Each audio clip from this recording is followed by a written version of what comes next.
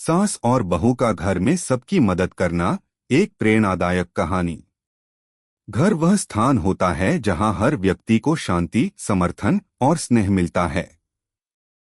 लेकिन कभी कभी यह भी होता है कि घर के भीतर की चुनौतियां और समस्याएं इतनी बढ़ जाती हैं कि हर कोई खुद को अकेला महसूस करता है।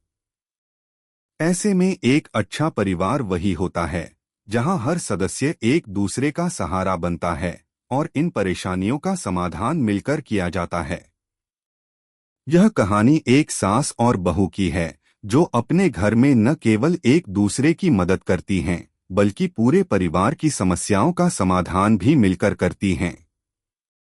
अगर आप अपनी माँ से प्यार करते हो और उनको हमेशा खुश देखना चाहते हो तो चैनल को सब्सक्राइब करो, लाइक करो, जय माता दी कमेंट करो। बहुत ही जल्द आपको खुशखबरी मिलेगी। प्लीज वीडियो को लास्ट तक जरूर देखें। अब आगे सुने। घर की शुरुआत। मंगलपुर नामक एक छोटे से गांव में एक परिवार रहता था। यह परिवार था राधा और उनके बेटे अर्जुन का। अर्जुन की शादी सुमिता से हुई थी जो एक प्यारी और समझदार लड़की थी। राधा, जो अर्जुन की मां थीं, अपने घर में एक मजबूत और समझदार महिला थीं। राधा के पास एक गहरी समझ थी कि घर में सबको साथ लेकर चलना कितना महत्वपूर्ण है। सुमिता ने भी अपनी नई सास राधा से बहुत कुछ सीखा था और दोनों के बीच एक गहरा रिश्ता बन गया था।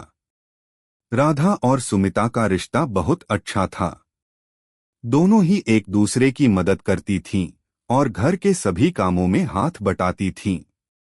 राधा ने कभी भी सुमिता को यह महसूस नहीं होने दिया कि वह नई बहू हैं, बल्कि उन्होंने उसे घर के सारे कामों में मार्गदर्शन दिया और उसे घर के हर सदस्य की जरूरतों को समझने में मदद की।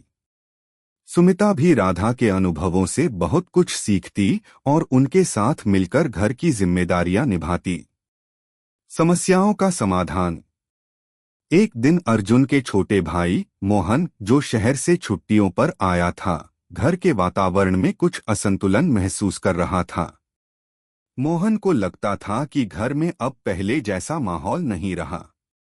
पहले घर में हर कोई एक दूसरे से जुड़ा हुआ रहता था, लेकिन अब सब अपनी अपनी दुनिया में खोए हुए थे। इस पर मोहन ने सुमिता से बात की और कहा, दीदी, क्या आपको लगता है कि घर में पहले जैसी एकता और खुशी नहीं रही? कुछ ऐसा करना चाहिए जिससे सभी एक बार फिर से एक साथ हो सकें। सुमिता को मोहन की बात ठीक लगी, लेकिन वह जानती थी कि इस समस्या का हल एक दिन में नहीं हो सकता। उसने राधा से इस बारे में बात की और दोनों ने तय किया कि वे घर के सभी सदस्यों के साथ समय बिताकर उन्हें एक दूसरे के करीब लाने की कोशिश करेंगी। राधा और सुमिता का मार्गदर्शन। राधा और सुमिता ने पहले तो घर के छोटे छोटे कामों में सुधार लाना शुरू किया। राधा ने हर सदस्य के कामों को समझा और यह सुनिश्चित किया कि सभी कामों को मिलजुल कर किया जाए। एक दिन राधा ने पूरे परिवार को एक साथ बैठकर बात करने का प्रस्ताव दिया।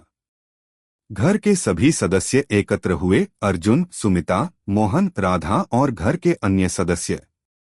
राधा ने कहा, हमारे घर का माहौल पहले जैसा खुशहाल क्यों नहीं रहा? क्या कुछ ऐसा हुआ है जो हमें एक दूसरे से दूर कर रहा है? हम सभी को एक साथ बैठकर यह समझना चाहिए कि हमें इस समस्या का हल कैसे निकल सकता है।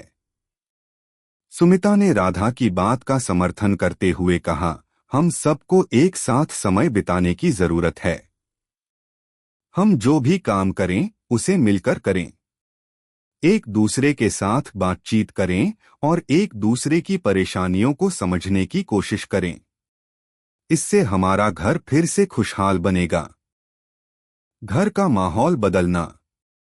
राधा और सुमिता की पहल रंग लाई। घर के सभी सदस्य एक दूसरे के करीब आने लगे। मोहन को यह महसूस हुआ कि वह अब अकेला नहीं है। अर्जुन और सुमिता के बीच भी समझ बढ़ी और दोनों ने मिलकर घर की जिम्मेदारियां और कामों को और बेहतर तरीके से किया। सुमिता और राधा ने एक साथ मिलकर घर में खुशियों का माहौल बनाने के लिए छोटे छोटे कार्यक्रम भी आयोजित किए।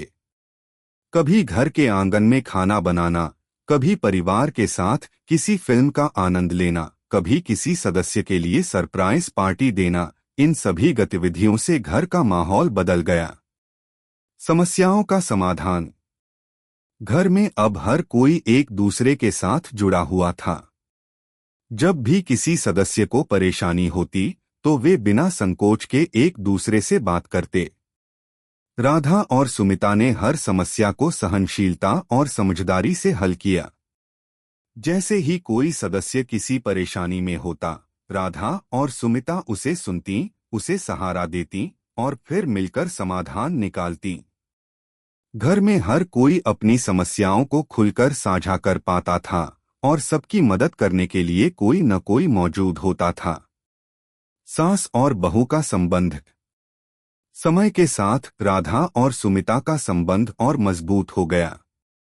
राधा ने सुमिता को सिर्फ घर के कामों के बारे में ही नहीं, बल्कि जीवन के मूल्यों और चुनौतियों को भी समझाया। सुमिता ने भी राधा को यह सिखाया कि हर व्यक्ति का दृष्टिकोण अलग होता है और उसे समझने की आवश्यकता होती है। दोनों एक दूसरे से सीखते हुए अपने जीवन के संघर्षों का सामना करती रहीं। राधा ने सुमिता को यह समझाया कि सास बहू का संबंध सिर्फ अधिकारों और जिम्मेदारियों से नहीं बनता, बल्कि यह एक समझ, सहयोग और प्यार का रिश्ता होता है। सुमिता ने राधा की बातों को पूरी तरह समझा और इसे अपने जीवन में लागू किया। उन्होंने राधा को हमेशा अपनी मां की तरह माना और हर कदम पर उनकी मदद ली।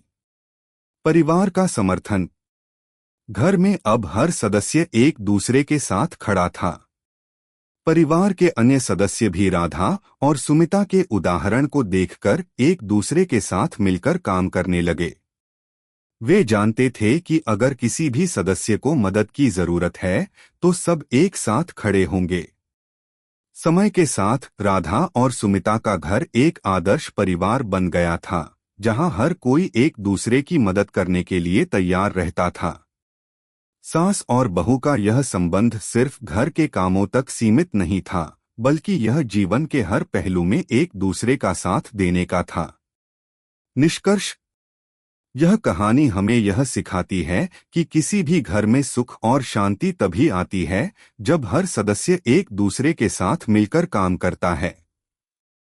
राधा और सुमिता ने यह साबित कर दिया कि सास और बहू का संबंध केवल संघर्ष और टकराव का नहीं, बल्कि सहयोग और समझ का भी हो सकता है।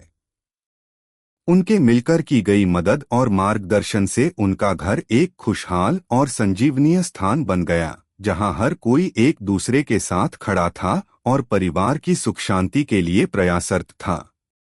यह कहानी हमें यह भी सिखाती है कि जब हम किसी दूसरे की मदद करते हैं तो हम खुद को भी सशक्त और समर्थ महसूस करते हैं। राधा और सुमिता की तरह अगर हम सभी एक दूसरे के साथ समझदारी और सहयोग से काम करें तो किसी भी समस्या का समाधान मिल सकता है और हम अपने घर को एक आदर्श स्थान बना सकते हैं। कैसी लगी आपको कहानी? प्लीज कमेंट करो, लाइक करो, सब्सक्राइब करो। धन्यवाद।